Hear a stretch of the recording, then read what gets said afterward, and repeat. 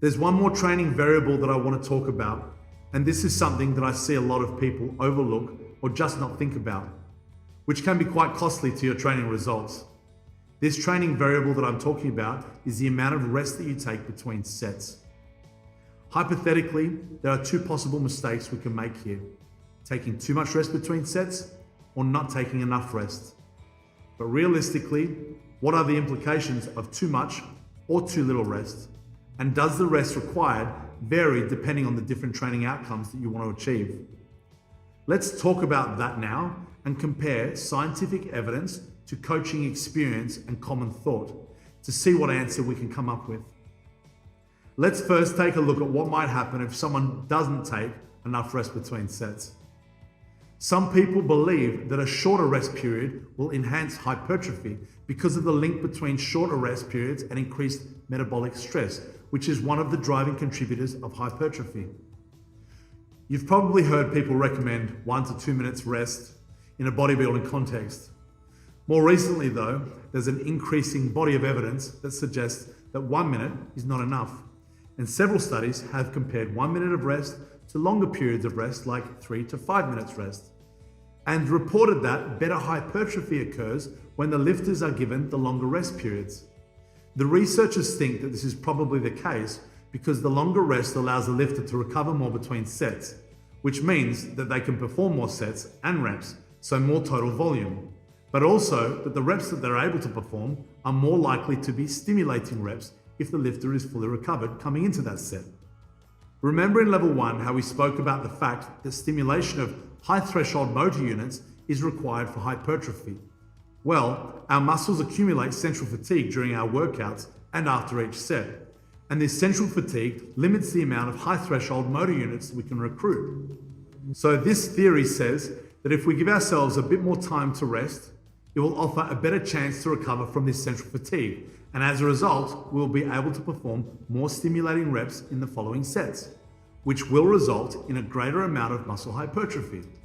If this theory is correct, then it would certainly support the idea of taking longer rest periods for maximal strength training as well, since our ability to lift a heavy weight is largely dependent on our ability to recruit enough high threshold motor units.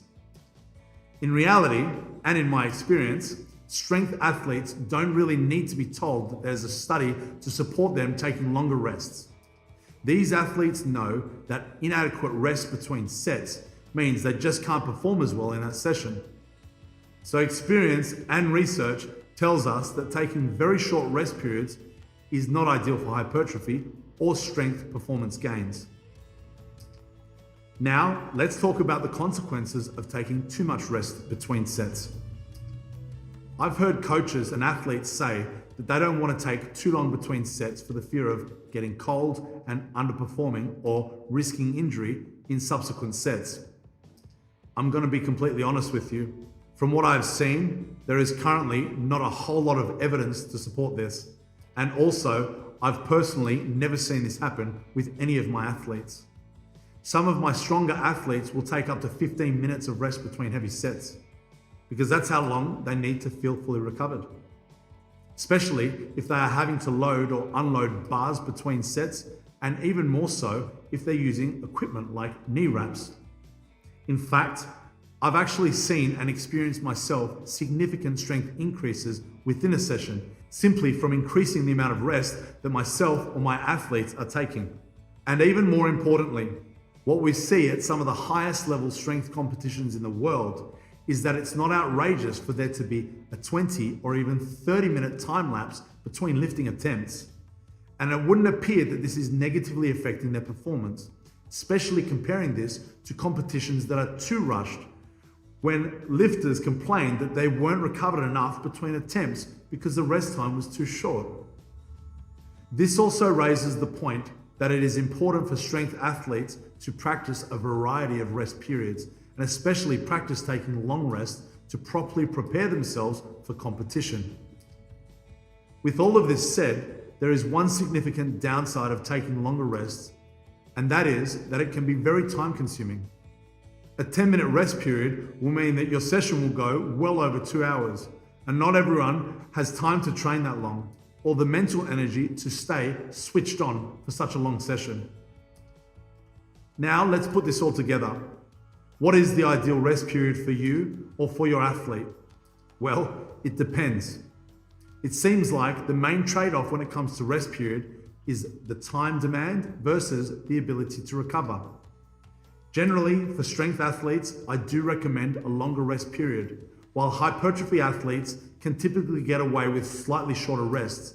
But remember, 3 to 5 minutes has been shown to be more effective than 1 minute of rest.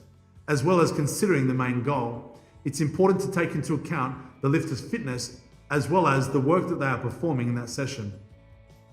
An unfit athlete or someone who is lifting much heavier loads will require a longer time to recover between sets in order to perform optimally, while well-conditioned athletes or athletes who are lifting lighter weights often require less rest. The majority of athletes that I work with are training for strength, and a standard rest period that I'll prescribe my female lifters or less experienced males will be around 5 minutes, while my stronger males may take 10 minutes, or if they're doing a session of squatting or deadlifting 400 kilograms and plus, these guys are taking up to 15 minutes rest between sets. So this concludes our discussion on programming. This has been a huge module and we really have covered a lot.